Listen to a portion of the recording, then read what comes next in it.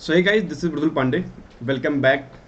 यार हुआ क्या कि नेट का प्रॉब्लम था, इसलिए मुझे लेक्चर को रिकॉर्ड करना पड़ रहा है। ठीक है, रिकॉर्डेड में टाइम थोड़ा बच जाता है एक्चुअली, बट टाइप में ये रहता है कि हम लोग आपके कमेंट भी पढ़ते रहते हैं। ठीक है, तो आपका अगर कुछ डाउट होता है, मान लो कि मैंने स्क्रीन पे कुछ गलत लिख दिया हुआ है, तो आप बता सकते हो कि सर आपने गलत लिखा हुआ है।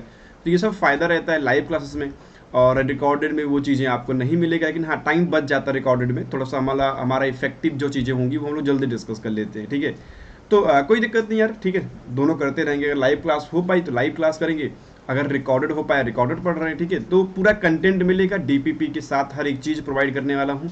बाहर अच्छी बारिश हो रही है तो लालच उसका भी है यार, बारिश देखने का मन करता है कभी कभी, क्योंकि जहाँ रहता हूँ वहाँ का बारिश अच्छा लगता है। ठीक है, तो कोई दिक्कत नहीं है। लास्ट में मैंने बोला था कि मास के बारे में डिस्कस हमें करना है। ठीक है, हमने थोड़ा वो डिस्कस किया भी था कि मास ना एक प्रॉपर्टी होती है, और मास कोई हम लोग डिफाइन नहीं कर सकते। ठीक है, मास का कोई डिफिनीशन नहीं होता, मास जस्ट एक प्रॉपर्टी है, और प्रॉपर्टी कोई डिफिनीशन नहीं होता। राइट।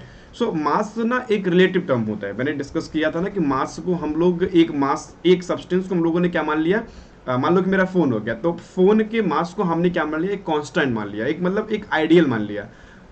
अभी नहीं, बहुत पहले क्या था, जब पहले चीज़ें थी नहीं, तो हमने क्या किया, फ़ोन एक सब्सटेंस ले लिया, उस सब्सटेंस के मास को हमने क्या ले लिया, आइडियल मान लिया।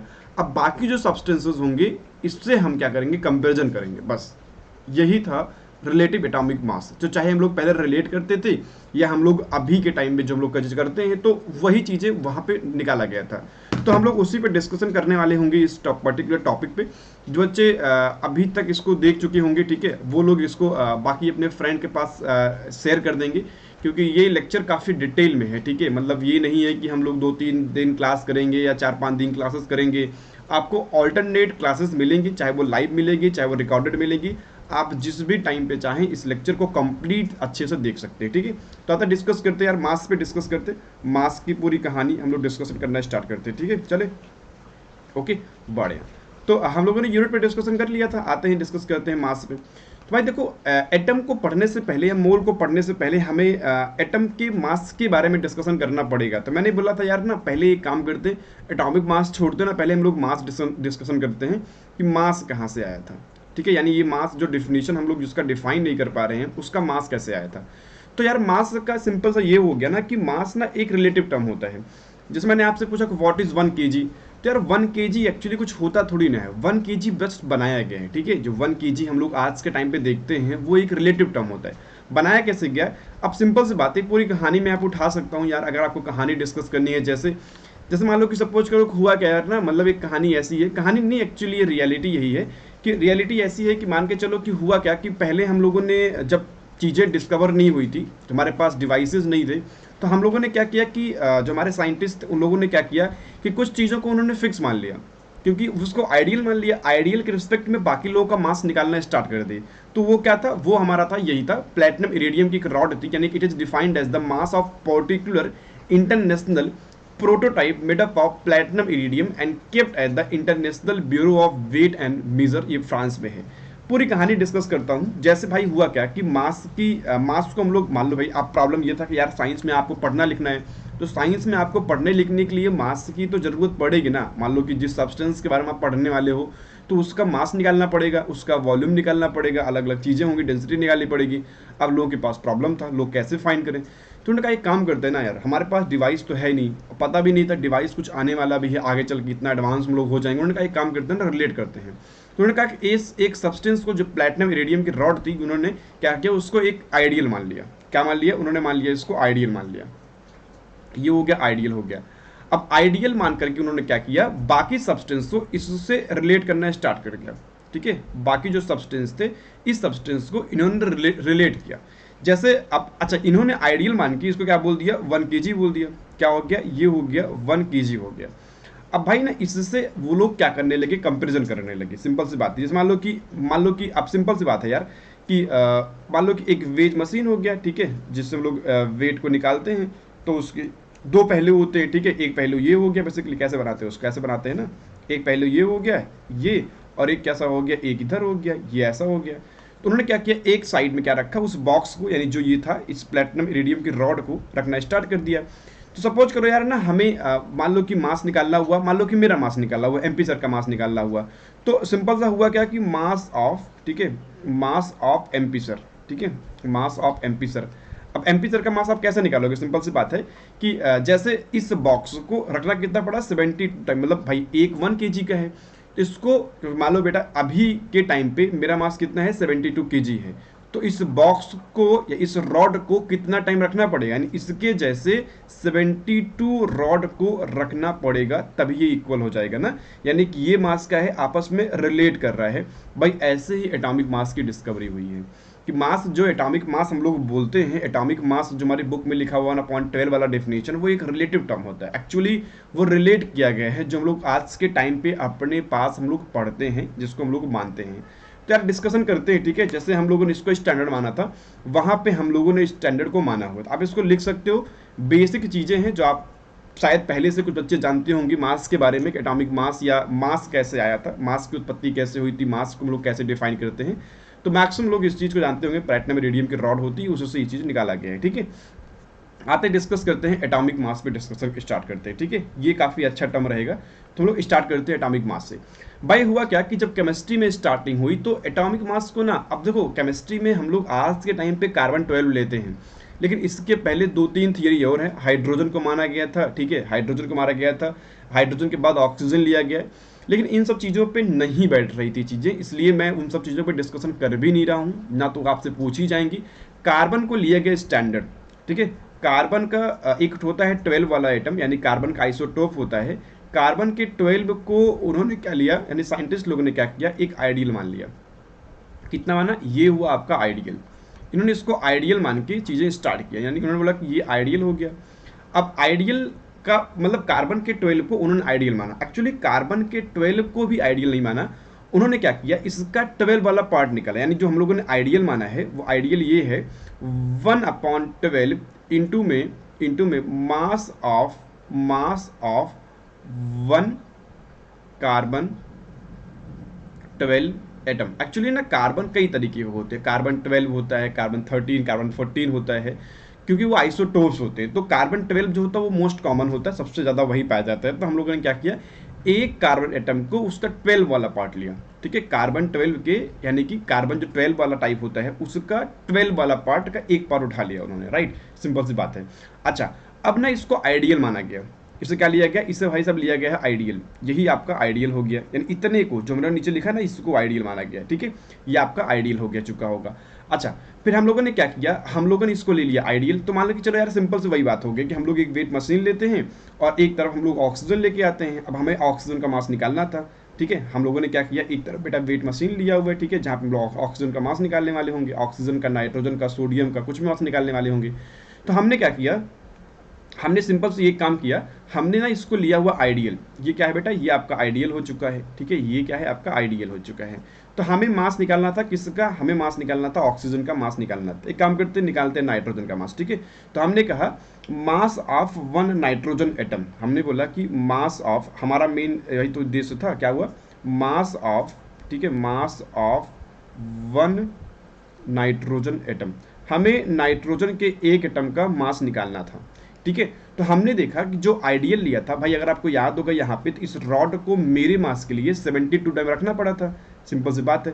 तो देखा ऐसा गया कि मास ऑफ 1 नाइट्रोजन एटम को निकालने के लिए इसको 14 टाइम रखना पड़ा, यानी कि 1/12 इंटू में mass of 1 oxygen, 1 mass of 1 carbon 12 atom. Actually ना यार ये मास भी फिक्स नहीं था, उन्होंने इसको जस्ट माना हुआ था, लेकिन कार्बन के एक एटम का मास भी फिक्स नहीं था, तो मल्टीप्लाई कर लेते हैं, हम लोग एग्जैक्ट वैल्यू निकाल लेते। ऐसे ही मतलब 12, आपको सिर्फ इतना याद रखना है कि 14 टाइम रखना पड़ा था। जैसे मान लो कि मेरे लिए 72 टाइम रखना पड़ा था, उस आइडियल सब्सटेंस को मेरे लिए 72 टाइम्स रखना पड़ा था, वैसे ही यहाँ पे 14 टाइम रखना पड़ा था। ऐसे ही मास ऑफ 1 ऑक्सीजन एटम को यार जो रखना पड़ा था ना, वो 16 टाइम रखना पड़ा था। अब 16 क्या है, 16 टाइम इसको रखना पड़ा, 16 से मल्टीप्लाई कर रहे हैं, 16 इंटू में 1/12 इंटू में मास ऑफ 1 कार्बन 12 एटम, ठीक है, ऐसे हो गया। ऐसे ही ये इरेज करना पड़ेगा, सॉरी फॉर, ओके ठीक है। ऐसे ही हम लोगों ने क्या लिखा, सोडियम का निकाल लिया, ठीक है, 23 टाइम रखना पड़ा था उसको। अब ये जी एक्सपेरिमेंटल वैल्यू थी, ठीक है, मास of one sodium atom, one sodium atom का, इसको यार ना 23 टाइम रखना पड़ा, 23 इंटू में वही चीज़ें, ठीक है, 23 इंटू में वही चीज़ें। फिर हुआ क्या कि हम लोग ऐसे निकाल रहे थे यार, तो लोगों ने कहा यार एक चीज़ गड़बड़ हो रहा है ना, इतना बड़ा नाम, भाई हम लोग बहुत कंजूस लोग हैं, मतलब कंजूस मतलब ये कि बहुत ही लेजी लेजी लोग हैं ना।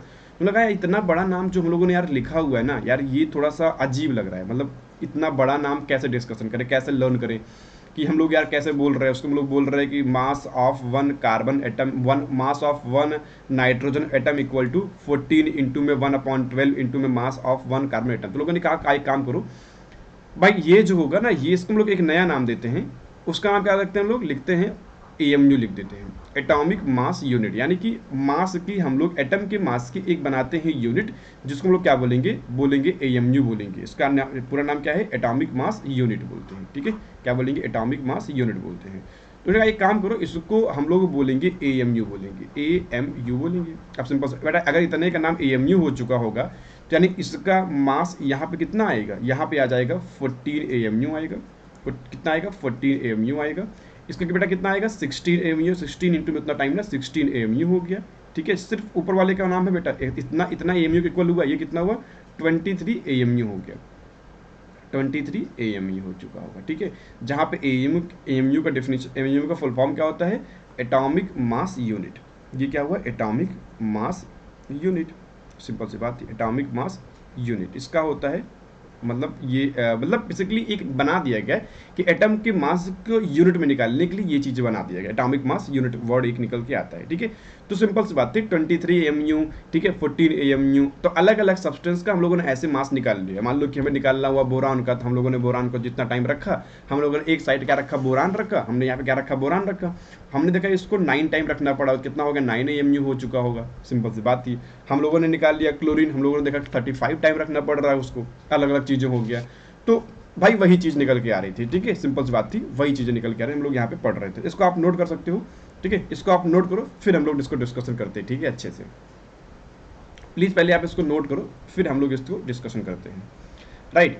अच्छा, अब मान के चलो यार ना, मैंने बोला था रिलेटिव एटॉमिक मास निकालना है आपको, तो सिंपल सी ये होगी कि अच्छा अगर मैं आपसे बोलता हूँ, क्या ये जो आप मास निकाले हो ऑक्सीजन का या नाइट्रोजन का या सोडियम का, क्या आप एग्जैक्ट उसी का मास निकाल लिए हो? मुझे लगता है यार नहीं, उसका आप एग्जैक्ट मास नहीं निकाले हो। आप ना इसका जो 14 निकाले हो, इसके रिस्पेक्ट में निकाले कि इसको 14 टाइम आपको रखना पड़ा, इसको आपको 16 टाइम रखना पड़ा, इसको आपको 23 टाइम, सॉरी ये 23 था, आपको 23 टाइम रखना पड़ा। यानी ये बेटा क्या है, एक जस्ट एक रिलेटिव एटॉमिक मास है, ना कि एक्चुअल एटॉमिक मास है। यानी आप क्या कर रहे हो, ऑक्सीजन के मास को, नाइट्रोजन के मास को, सोडियम के मास को इसके मास से आप रिलेट कर रहे हो, ना कि आप एक्चुअल मास निकाल रहे हो। That is called as relative atomic mass. तो एक नई डिफिनीशन आपकी बुक में जो लिखी होती है, अब आप शायद इस चीज़ को समझ पा रहे होंगे। लिखा हुआ है atomic mass is a number which indicate that how many times that mass of one atom of an element heavier than 1/12 of the mass of one carbon 12 atom। यानी सिंपल सा, अगर आप इसकी हिंदी समझने वाले हो, आप इसको समझने वाले इस डिफिनेशन को, क्योंकि यही डिफिनेशन आपके बुक में लिखा हुआ है। यानी किसी एक एटम का मास, किसी एक एटम का जो मास होता है वो एक फिक्स टाइम की, यानी कि मैंने बोला 16 in the for the oxygen, 14 for the nitrogen, 23 for the sodium, उसके रिस्पेक्ट में 1/12 इंटू में mass of one carbon atom के, कार्बन 12 एटम के इक्वल आता है। वही चीज़ यहाँ पे मैंने लिखा हुआ है, ठीक है। अब यार हुआ क्या कि जैसे हमने सिंपल सा क्या बोला, हमने कहा कि एक चीज़ ध्यान से लिखो, हमने बोला कि यहाँ पे थोड़ा लिख लो, थोड़ा अच्छा रहेगा, ठीक है, मतलब समझने के लिए, अंडरस्टैंड करते इस टॉपिक को थोड़ा और अच्छे से पढ़ते हैं, ठीक है। जैसे क्योंकि वैल्यू भी निकाल लेंगे ना, यह चीज़ें डिस्कवर हो गई थी, तो डिवाइसेस वगैरह आ गई, तो चीज़ें ठीक और अच्छे से क्लियर हो जाएंगी। एक काम करो, लिखो मास ऑफ, ठीक है, मास ऑफ वन ऑक्सीजन एटम। तो हम लोगों ने क्या बोला था, वो निकल के आया था 16 इंटू में मास ऑफ सॉरी 16 इंटू में 1/12 ना, ओके मैं गलत कर रहा था, सॉरी, कितना हो गया 16 इंटू में 1/12, मतलब हम लोगों ने वैल्यू निकाला था, बताता हूँ, 1/12 इंटू में मास ऑफ 1 कार्बन 12 एटम। अच्छा यही क्या था, EMU इक्वल था। भाई हुआ क्या ना, बाद में मास स्पेक्ट्रोमीटर की डिस्कवरी हुई, यानी जिससे हम लोग माइक्रोस्कोपिक पार्ट का, माइक्रोस्कोपिक सब्सटेंस का भी हम लोग क्या कर सकते हैं, मास को निकाल सकते हैं। तो हुआ क्या, यानी कि हम लोगों ने क्या किया, हम बाई चांस, मतलब बाई चांस नहीं किया, डिस्कवरी हुई। अच्छा ये कितना निकल के आएगा, ये निकल के आता है 16 AMU। ये कितना निकल के आएगा, ये निकल के आता है 16 AMU, राइट। ये कितना होगा, 16 AMU। भाई हुआ क्या कि मास स्पेक्ट्रोमीटर की डिस्कवरी हो गई, जिससे हम लोग माइक्रोस्कोपिक सब्सटेंसेस का मास निकालते हैं, उसकी डिस्कवरी हो गई। जैसे ही डिस्कवरी हुई, हम लोगों ने कार्बन के एक एटम का मास निकाल लिया, उसको 12 से डिवाइड कर दिया। यानी कि हुआ क्या, बताता हूँ पूरी कहानी समझो ध्यान से। हुआ क्या कि जैसे ही मास स्पेक्ट्रोमीटर की डिस्कवरी हुई, लिख लेना मास स्पेक्ट्रोमीटर, बेटा वो चीज होता है जो कि जिससे हम लोग छोटे पार्टिकल्स का मास निकाल सकते हैं। तो मास स्पेक्ट्रोमीटर, ठीक है, मास स्पेक्ट्रोमीटर। तो इससे क्या हुआ कि हम लोगों ने कार्बन के एक एटम का मास निकाल लिया। तो जो मास निकल के आता है ना, हुआ क्या कि मास स्पेक्ट्रोमीटर से जो मास निकल के आता है वो ये है कि यहाँ पे लिखो, बताता हूँ। ये हुआ मास ऑफ 1 कार्बन 12 एटम का मास निकल गया। वो निकला हुआ है कितना, 1.99 इंटू में 10⁻23 ग्राम, ठीक है। ये निकल के आता है, सिर्फ एक एटम का मास निकल के आता है, सिर्फ कार्बन के एक एटम का मास। अच्छा अगर हमें AMU की वैल्यू फाइंड करनी होगी, आप खुद दिमाग लगा पा रहे होंगे। अच्छा अगर हमें AMU की वैल्यू फाइंड करनी होगी, एक AMU कितना होता है, ये ग्राम में एक्चुअल निकाला गया किसके, मास स्पेक्ट्रोमीटर की हेल्प से हम लोगों ने इतना मास निकाला हुआ है। तो हमने आपसे बोला हुआ है कि अब बताओ एक AMU की वैल्यू कितनी आने वाली है। आप क्या करोगे, एक AMU की वैल्यू कैसे निकालोगे, क्योंकि बताओ इतने का आप निकला वो 12 से डिवाइड कर दो, कितना हो गया, यानी कि 1.99 इंटू में 10⁻23 -23 ग्राम अपॉन कितना कर दोगे, 12 कर दोगे, डिवाइड करोगे। तो डिवाइड करने भाई कितना आ गया तुम्हारा, ये निकाल लो यार, कितना आता है ये, 1.66 इंटू 10⁻24 ग्राम। आप निकालो, इतनी ही बेटा ये वैल्यू निकल के आ रही होगी, 1.66 इंटू 10⁻24 ग्राम। ये क्या है, ये एग्जैक्ट वैल्यू है AMU का, ठीक है, एक AMU का ये एग्जैक्ट वैल्यू निकल के आता है। यानी कि 1 AMU जो होता है ग्राम में, अगर हम लोग AMU को ग्राम में कन्वर्ट करेंगे तो क्या है भैया, वो क्या है आपका, इतने से मल्टीप्लाई करना पड़ेगा। यानी कि हमने बोला कि ऑक्सीजन के एक एटम को आप कन्वर्ट करो उसके ग्राम में, तो ऑक्सीजन के एक एटम का मास निकालो ग्राम में, तो आप क्या करोगे, 16 इंटू में इस वैल्यू को मल्टीप्लाई करोगे तो आप निकाल सकते हो। देखो वैसे ये माइनस में है, यानी कि एटम का मास बहुत छोटा होता है। तो आई थिंक आपको रिलेटेड एटॉमिक मास क्लियर हो चुका होगा कि हम लोग कैसे चीज़ें निकालते हैं, रिलेटेड एटॉमिक मास हम लोग कैसे निकालते हैं, ठीक है। कोई दिक्कत किसी को नहीं है ना, तो आप इसको अच्छे से लिख सकते हो, ठीक है, आप इसको अच्छे से लिख लो, फिर हम लोग थोड़ा आगे चलते हैं, इसके आगे हम लोग कंटिन्यू करते हैं, ठीक है। प्लीज़ पहले आप इसको लिखो, फिर चलते हैं आगे। ये हुआ, अच्छा ठीक है, जहाँ तक लिखा हम लोगों ने, एक काम ये भी कर सकते हो यार ना, एक साइंटिस्ट थे आप लोग जानते हो, बस एक चीज़ इस चीज़ यहाँ पे लिख लो भाई, कि जो आप ना आगे चल के एक साइंटिस्ट पढ़ने वाले हैं एवोगैड्रो को। तो एवोगैड्रो नंबर क्या होता है, मोल होता है। आगे अगर हम लोग पढ़ाएंगे भी, इतना कर सकते हो यार कि जो Na होता है ना भाई, एवोगैड्रो नंबर बोलते हैं, जिसमें आप जानते हो ना 6.023 10⁻23 सब्सटेंसेस होते हैं। वो जो होता है ना, वो इसी से निकाला गया था एक्चुअली। Na जो होता है 1/AMU कर दोगे ना, 1/AMU कर दोगे तो आपको Na की वैल्यू मिल जाएगी।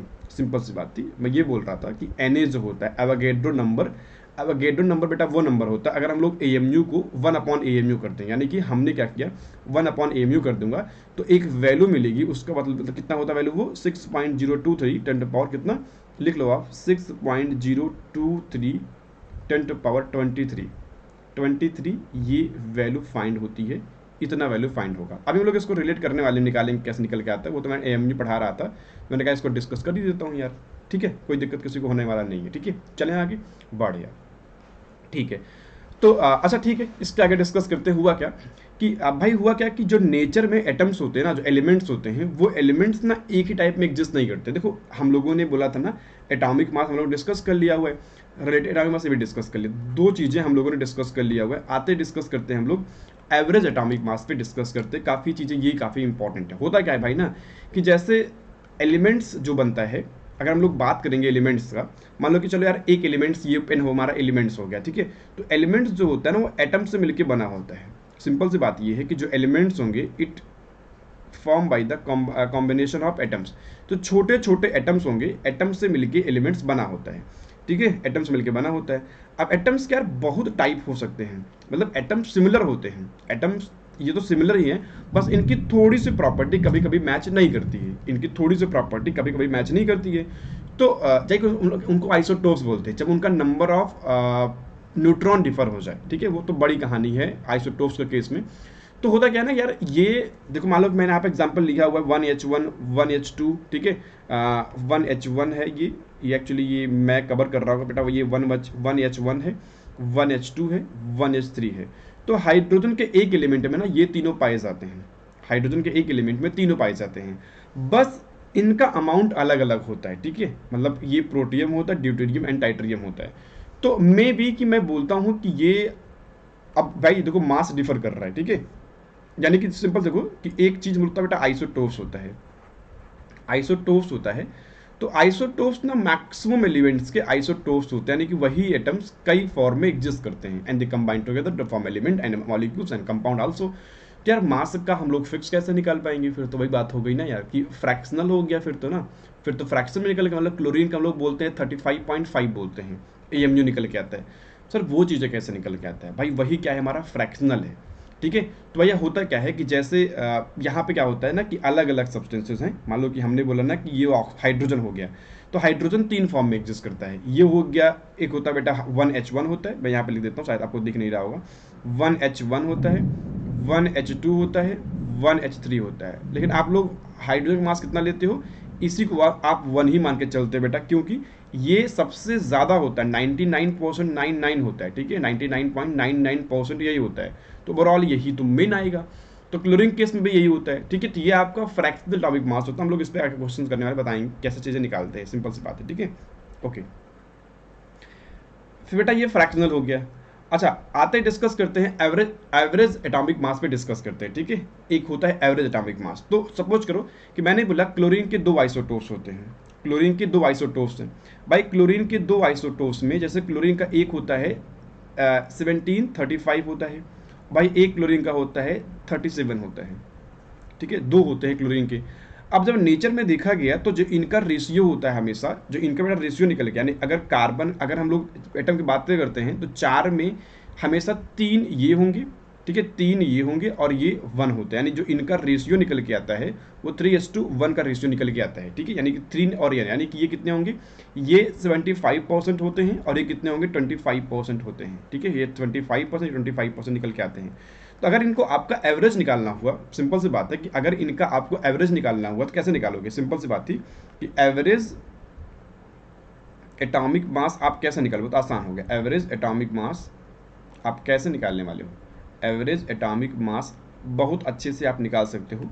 कितना हो गया, देखो कितना टाइम्स है, यानी बेटा सिंपल सी बात है कि ये 75 टाइम्स है, तो 75 इंटू में 3 प्लस ये कितना है 25 वाला 1 टाइम है ना, देखो सॉरी मैं शायद गलत कर रहा हूँ, हाँ मतलब जितना मास को मल्टीप्लाई करते हैं, ठीक है, 35 वाला 3 टाइम है, ठीक है। तो आप चाहे एक दो, इसके दो फार्मूले एक्चुअली हो सकते हैं, आप चाहे परसेंटेज में निकालो चाहे ऐसे निकाल सकते हो, मैं दोनों लिख देता हूँ यहाँ पे। एवरेज एटॉमिक मास आप कैसे निकालोगे, इसको आप ऐसे लिखोगे 35 वाला कितना है, 35 वाला 3 टाइम है, 35 वाला कितना है 3 टाइम हो गया, प्लस और ये 37 वाला, 37 क्या है मास, 37 वाला कितना है 1 टाइम हो गया, अपॉन में कितने आइटम टोटल होते हैं 4 होते हैं। तो आप एक काम करो, इससे आप मल्टीप्लाई करके कितना निकाल सकते हो, ये आपका 35.5 आता है, ये आपका हो गया 35, यानी बेटा एवरेज निकाल रहे हैं, इन दोनों का एवरेज निकालेंगे ना, इन दोनों का हम लोग एवरेज निकालेंगे, एवरेज निकल कितना आ रहा है 35.5 आएगा। अच्छा अगर ये भी 2 होता, ये भी 2 होता तो कितना आता, 36 आता, लेकिन नहीं, ये 3 और 1 का रेशियो में एग्जिस्ट करते हैं ना, तो इसका कितना आएगा 35.5 आएगा। इसका एक फार्मूला ये होता है, एक फार्मूला और होता है यार, आप ऐसा निकाल सकते हो, सिंपल सी बात है कि इसको ना आप 75 से मल्टीप्लाई कर दो, ठीक है, कितना वो 35 इंटू में 75 प्लस 25 इंटू में 37 अपॉन में 100 कर सकते हो, क्योंकि वो मैथ्स का फार्मूला है, आप निकाल सकते हो चीज़ों को, ठीक है। तो एक क्वेश्चन ये हो गया, दिया हुआ है इन ऑर्डिनरी कंडीशन नाइट्रोजन 14, ठीक है ना, एक एटम में नाइट्रोजन 14 है, एक 15 होता है, atoms are present in the ratio of 272:1, calculate the average atomic mass. तो ये बहुत अच्छे से आप कैलकुलेट कर सकते हो, बहुत आसानी से। देखो सिंपल सी बात है, आपको पूछा एवरेज एटॉमिक मास, तो देखो जो नाइट्रोजन 14 है भाई, जो नाइट्रोजन 14 है वो आपको दिया है कितना है, 272 है, ठीक है, टू कितना है, 272 हो गया। और नाइट्रोजन 15 कितना है, ये है आपका नाइट्रोजन 15 कितना है, 1 है। एक काम करो वही, ठीक है, एवरेज एटॉमिक मास, ठीक है, एवरेज एटॉमिक मास कैसे निकालोगे, सिंपल सी बात है, एक काम करो मल्टीप्लाई कर दो, कितना हुआ 272 इंटू में 14 प्लस 15 1 इंटू में 15, मतलब जितना उसका दिया हुआ है ये, इसका मल्टीप्लाई 14 से, इसका मल्टीप्लाई 15 से, अपॉन में कितने में, कितने एटम है बेटा, इसको ऐड कर लो, कितना है ये, तो कितना है 273 हो गया, यानी 273 इतना निकाल लो। तो ये जो आपका निकल के आ रहा होगा ना, सिंपल सी बात है कि ये जो निकल के आएगा ये मुझे लगता है कि ये तो इसके प्लस कुछ निकल के आएगा, तो आपका जो एग्जैक्ट मास देखो 14 तो आएगा नहीं यार, कुछ ना कुछ परसेंटेज तो रख ही रहा होगा, 15 पे आएगा नहीं, 30 अच्छा इसके नीचे नहीं जाएगा, तो एग्जैक्टली कितना होगा, इसके पास एक ही ऑप्शन होता है, तो आप निकालोगी तो ये 14.003% इतना निकल के आएगा, ठीक है। ओके, चलते हैं नेक्स्ट पे। एक एक एक एक चीज काम करो ना, एक मैं आपको सिंपल सा एक क्वेश्चन देता हूँ होमवर्क के लिए, सारे बच्चे इसको सॉल्व करना, ठीक है, सारे बच्चे इसको सॉल्व करना, इसका आंसर आपको कमेंट बॉक्स में देना है, ठीक है, एक बार ट्राई करना, और डीपीपी जो नीचे पड़ी हुई है उसमें डीपीपी में ये क्वेश्चन ऐड होगा, ठीक है। आते डिस्कस करते हैं नेक्स्ट पे। चलो, एक नया टर्म डिस्कस करने वाले हम लोग यार, मास ऑफ 1 मोल सब्सटेंस, जिसको हम लोग बोलते हैं मोलर मास में। और मोलर मास ना बहुत इंपॉर्टेंट है, अगर आप मोल कॉन्सेप्ट पढ़ने वाले हो भाई, तो मोलर मास काफ़ी इंपॉर्टेंट है। तो मोलर मास होता क्या है ना, कि मास ऑफ 1 मोल सब्सटेंस, अगर हम लोग किसी भी सब्सटेंस का 1 मोल मान लेते हैं, जिसका मास निकल के आएगा वही क्या होता है, उसका मोलर मास होता है। सपोज करो कि मैं ना बोलूँ कि मैं 1 मोल का हूँ, मैं बोलूँ कि मैं 1 मोल का हूँ, मैं मोल डिस्कस करने वाला हूँ अभी, मैंने बोला कि मैं अगर 1 मोल हो गया, तो मेरा जो मोलर मास निकल के आएगा, मेरा मोलर मास 72 यानी कि 72 AMU निकल के आएगा। AMU निकालते बेटा, क्योंकि लोग एटम का मास निकाल रहे हैं, एटम बहुत छोटे होते हैं, तो AMU हम लोगों ने एक वर्ड बनाया था, अब तुम लोग AMU भी नहीं बोलते, हम लोग U बोल देते हैं, ठीक है, यूनिफाइड मास बोलते हैं, हम लोग AMU भी नहीं बोलते, बहुत कंजूस, मतलब हम लोग लेजी आदमी है ना, तो लोग AMU भी नहीं बोलते, हम लोग U बोल देते हैं अभी, ठीक है, तो ये ऐसा हो गया, हम लोग U बोलते हैं, ठीक है। चले, तो हुआ क्या कि जैसे भाई सिंपल सी बात ये हो गया ना, कि अगर हम लोग बात करते हैं मास ऑफ 1 ऑक्सीजन एटम का, ठीक है, तो ये जो होता है ना, ये एक्चुअली मतलब मोल, ये मोल आता है, तो मोल में एक फिक्स नंबर होता है। अभी के लिए एक चीज जानते हो बेटा, कि मोल ना एक जस्ट एक नंबर है, जैसे आप 1 डजन जानते हो, 1 डजन, तो 1 डजन ना एक नंबर है, हम लोग बोलते हैं ना 1 डजन का एक नंबर है। आप लोग मार्केट में जानते हो, मैंने बोला कि 1 डजन पेन दे दो, तो आदमी हमको 12 पेन देता है, क्यों, क्योंकि एक डजन क्या है, एक नंबर है और कुछ नहीं है ना, एक जस्ट बनाया कि एक डजन का एक नंबर होता है। वैसे 1 मोल ना, 1 मोल एक नंबर है और कुछ भी नहीं है, वो चीज़ आप कहीं भी यूज कर सकते हो। तो 1 मोल एक नंबर है, हमने बोला था एवोगैड्रो नंबर वही, क्योंकि एवोगैड्रो ने दिया था, तो वो कितना निकल के आता है 6.023 10⁻23। थोड़ी वैल्यू बड़ी होती है, थोड़ी क्या बहुत बड़ी होती है। तो यही जो वैल्यू हो गया, ये जो वैल्यू आपको दिख रही होगी, यही वैल्यू क्या होती है, 1 मोल के इक्वल होता है। जो वैल्यू आपको दिख रहा होगा, ये वैल्यू क्या है, ये वैल्यू आपके 1 मोल के इक्वल, यानी ये क्या है, एक नंबर होता है 6.023 10⁻23 क्या होता है, एक वैल्यू होता है। इतने एटम का जो मास निकल के आएगा किसी एटम का, वही क्या होगा, मोलर मास के इक्वल होता है। यानी वो जो मास निकल के आएगा वो क्या होगा, वही होगा मोलर मास निकल के आएगा। सिंपल सी बात है, यानी एक एटम का मास नहीं है भाई। अब एक काम करो, आपको बताता हूँ भाई, सिंपल बात है कि मैंने पूछा है कि मास ऑफ 1 ऑक्सीजन एटम, तो आप लोगों ने अभी फाइंड किया था ना, मास ऑफ 1 ऑक्सीजन एटम कितना हुआ, 16 AMU। आपने अभी फाइंड किया था पीछे 16 AMU। हमने बोला आपसे हमने आपसे बोला कि mass of 1 mole of oxygen atom. Simple सी बात थी कि हमने आपसे बोला, सिंपल सा फिर से बोला वही चीज़, कि मास ऑफ, लिखो, मास of 1 mole of oxygen atom. अब बेटा बात तो फंस चुकी होगी, क्योंकि एक एटम का मास इतना था, तो 1 मोल मतलब इतने के मास आपको फाइंड करना है। एक एटम का मास कितना है, 16 है। एक का मास कितना है, 16 है। एक का मास कितना है, 16 है।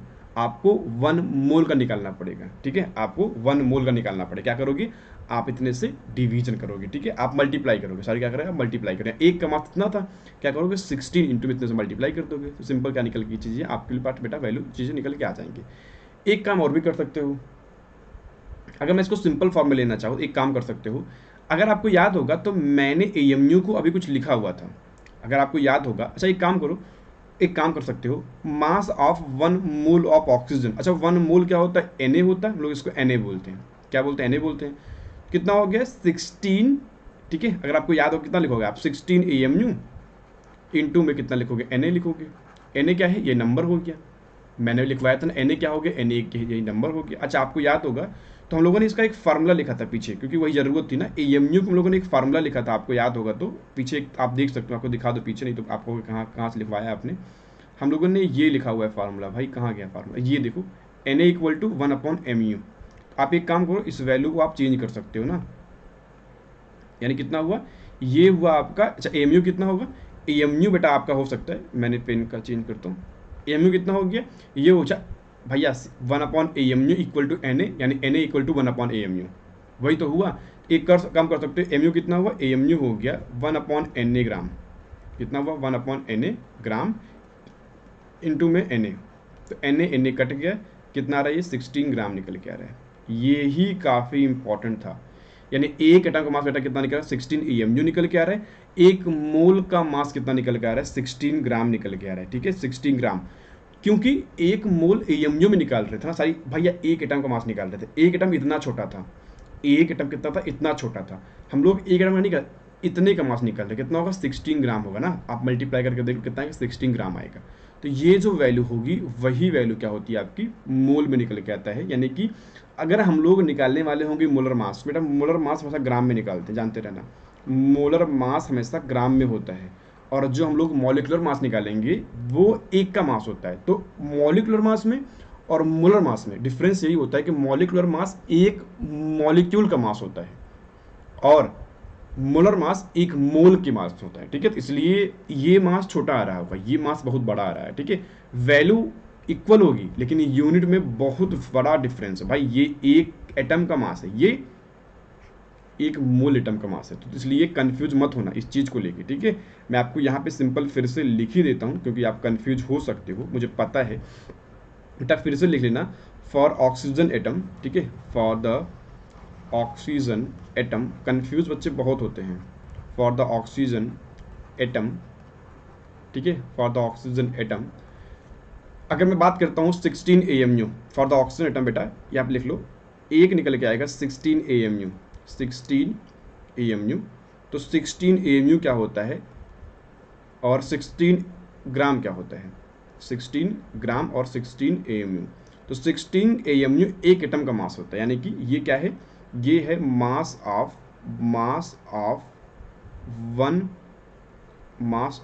वन ऑक्सीजन एटम, ये सिर्फ ऑक्सीजन के एक एटम का मास होता है, और ये क्या है मास ऑफ वन मोल यानी कि Na, यानी कि 6.023 10⁻23 एटम का मास होता है, 23 एटम का मास होता है।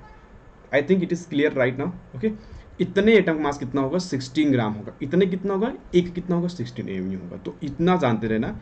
ये क्या है, ये एटॉमिक मास है, और ये क्या है, ये आपका मोलर मास, ये आप बोल सकते हो इसको हम लोग एक नया नाम बोलते हैं, ठीक है, वो हम लोग डिस्कस करने वाले, मोल पढ़ाएंगे, जब मोल स्टार्ट करेंगे ना तो हम लोग डिस्कस करेंगे, इसको हम लोग बोलते हैं ग्राम एटम बोलते हैं, ठीक है, क्या बोलते हैं, ग्राम एटम बोलते हैं, तो ग्राम एटम बोलते हैं इसको, ठीक है, एटम केस में ग्राम एटम बोलते हैं, ग्राम मोलर बोलते हैं in the case of molecule, ठीक है। चलें आगे, तो ये चीज़ें निकल के आती है, और ये चीज़ें काफ़ी इंपॉर्टेंट थी, आई थिंक क्लियर हो चुका होगा। आगे हम लोग देख लेते हैं, और भी अगर चीज़ें हुई तो भी डिस्कस करते हैं, शायद नहीं है, ठीक है, ये हो चुका है। कहाँ गया स्लाइड भाई, गायब हो गई, कहाँ गया स्लाइड यार, ओके, तो आई थिंक ये चीज़ क्लियर हुआ ना, अभी तो क्लियर हो चुका होगा, ठीक है, ये चुका। तो ऐसे बेटा हम लोग क्या निकालते हैं, आपका मोलर मास निकालते हैं, ठीक है। जैसे मैं सिंपल से एग्जांपल और लेता हूँ इसका, ठीक है, मान लो कि मैं एग्जांपल लेता हूँ, एक मॉलिक्यूल का एग्जांपल लेता हूँ, थोड़ा और अच्छे से देख लो इसको। मैंने लिया for molecule of water for one molecule of, एक काम करो मॉलिक्यूल भी ना पकड़ो कि मॉलिक्यूल थोड़ा सा परेशान हो जाओगे आप, मॉलिक्यूल तो मैंने डिस्कस ही नहीं किया हुआ है। एक काम करो वही लेते हैं, ऑक्सीजन ले लेते हैं, ठीक है। For the one molecule of oxygen. भाई ऑक्सीजन O2 होता है, O2 होता है। तो सिंपल सी बात थी कि O2 का, अगर मैं उसे बोलता हूँ कि O2 का एटॉमिक मास कितना आएगा, सॉरी मॉलिक्यूलर मास कितना आएगा, क्योंकि ये मॉलिक्यूल हो गया तो मॉलिक्यूलर मास बोलते हैं इसको, ठीक है। तो आप इसको तो एक ऑक्सीजन कितना आया था 16 आया था, कितना होगा 2 कितना हो जाएगा 16 इंटू में 32 आएगा। लेकिन ये कितना, एक मॉलिक्यूल है, एक मॉलिक्यूल कितना आएगा 32 AMU आएगा। भैया सिंपल सी बात है यार ना, एक मॉलिक्यूल में 2 एटम होंगे ना, कितना आया था 16 आया था, एक कितना आया 16 आया, 16 को 2 कितना होगा 32 मॉलिक्यूल होगा, ठीक है। अच्छा अगर हम लोग इसका निकालने वाले होंगे, यानी कि ये जो O2 हो गया, O2 दो फॉर्म में फिर से एग्जिस्ट करता है, यानी सिंपल सी बात है भाई, एक निकलेगा आपका 16 AMU, एक आपका हो गया 16 AMU, एक कितना होगा सॉरी 32 AMU ना, हम लोगों ने अभी लिखा था भाई कितना 32 AMU, 32 AMU, 32 AMU एंड 32 ग्राम। बस वही वैल्यू को हम लोग मोल में बोल सकते हैं आसानी से, कोई दिक्कत नहीं है। तो ये क्या है, एक मॉलिक्यूल का मास है, यानी कि mass of one molecule of O2, और ये क्या है, मास ऑफ वन मोल ऑफ, ठीक है, one mole molecule of O2। अब जानते हो बेटा वन मॉलिक्यूल में, वन मोल कितने होंगे, यानी कि वन मोल में 6.23 10⁻23 मॉलिक्यूल होंगे। इतने मॉलिक्यूल हैं, सोचो इतने मॉलिक्यूल का बेटा मास कितना आएगा 32 आएगा, एक कितना आएगा 32 ग्राम आ रहा है, AMU आ रहा है। तो आई थिंक ये चीज़ें अच्छे से क्लियर हो चुकी होंगी आपको, डिफरेंस में नहीं क्या, ठीक है। लास्ट हम लोग पढ़ने वाले होंगे इस टॉपिक में, जो लास्ट हमारा टॉपिक है आज का वो ये है मॉलिक्यूलर मास। तो सब कुछ क्लियर हो चुका था, मॉलिक्यूलर मास छोटा सा, ये भी डिस्कस कर लेते हैं यार, ठीक है। मॉलिक्यूलर मास, ठीक है। तो मॉलिक्यूलर मास में क्या है, इसको हम लोग सिंपल से बोलते हैं बेटा atoms combine together to form molecule. भाई होता क्या है, सिंपल सा खुद सोचो, ये क्या रुक क्यों गया भाई, अच्छा हाँ मैंने बोला atoms combine together to form molecule ना। मान लो बेटा कि एक एटम का मास था, एक एटम कितना था 16 था, अच्छा एक एटम कितना 16 था, अगर 2 हो गया तो कितना होगा 16 इंटू में 2 हो गया, कितना हो गया 32 हो गया। एक कितना था 16 AMU का, दो कितना हो 32 AMU हो गया। तो सिंपल सी बात थी भाई, ठीक है। तो ये मॉलिक्यूल होता है, atoms combine together to form molecule. तो sum of the all the atoms, जितने एटम्स होते हैं उनका सम कर लो, बस आप निकाल सकते हो, सिंपल सी बात है। तो ये आसान है, इसमें कोई दिक्कत नहीं होता है। बताता हूँ एक बार आपको, इसको तो आप जानते ही थे, इसको तो आप निकालना जानते ही थे, बताता हूँ, लिखो सम ऑफ SUM वाला, ठीक है, sum of atomic masses of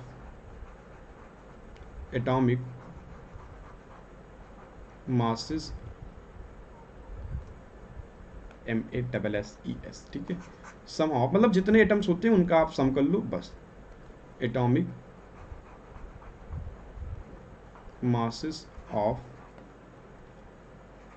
all the,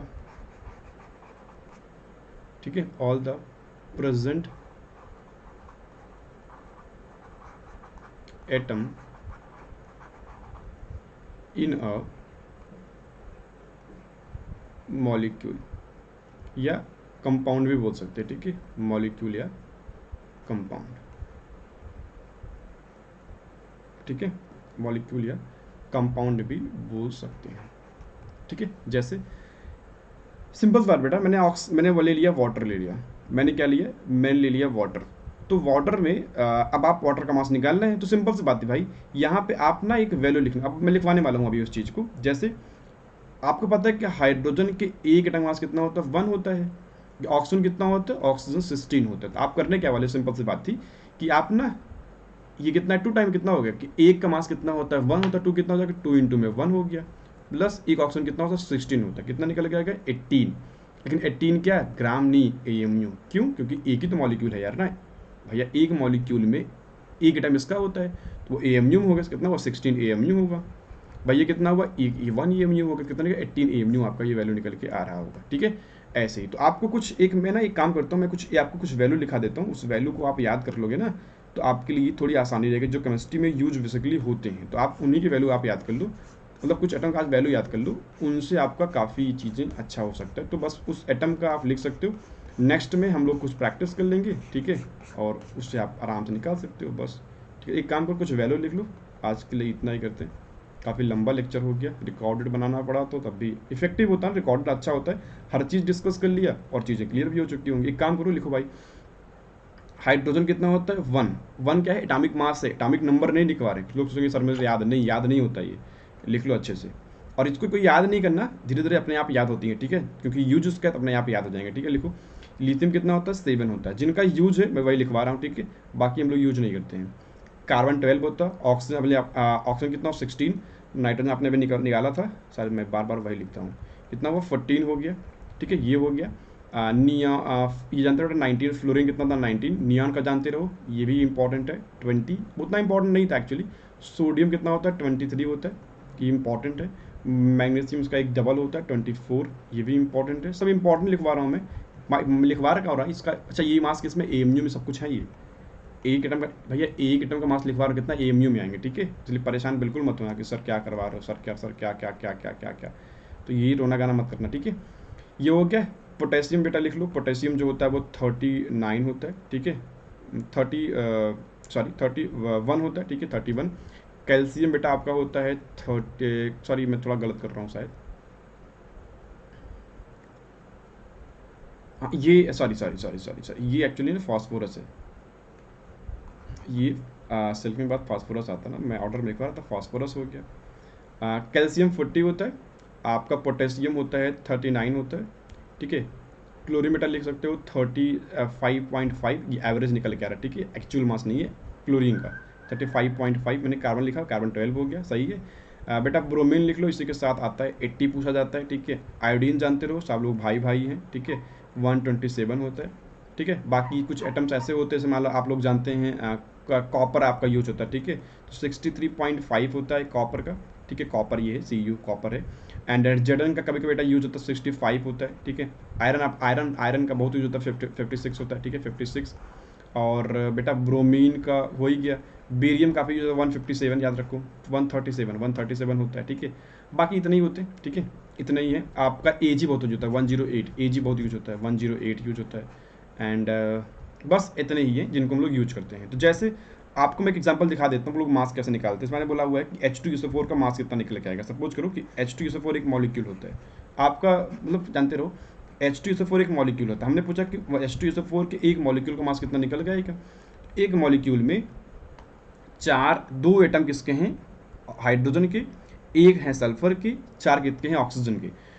बेटा एक हाइड्रोजन कितना होता है 1 हो, क्या करोगे आप 2 इंटू में 1 कर लो भाई, एक का 1, 2 कितना 2 इंटू में 1, प्लस एक सल्फर में लिखवाया कि नहीं लिखवाया, मैंने सल्फर नहीं लिखवाया यार, सबसे इंपॉर्टेंट में सल्फर बोल गया, क्या बात है सर क्या बात है। बेटा सल्फर यहाँ लिख लो 32 होता है, ठीक है, बहुत इंपॉर्टेंट सल्फर था यार, हर जगह तो सल्फर आएगा।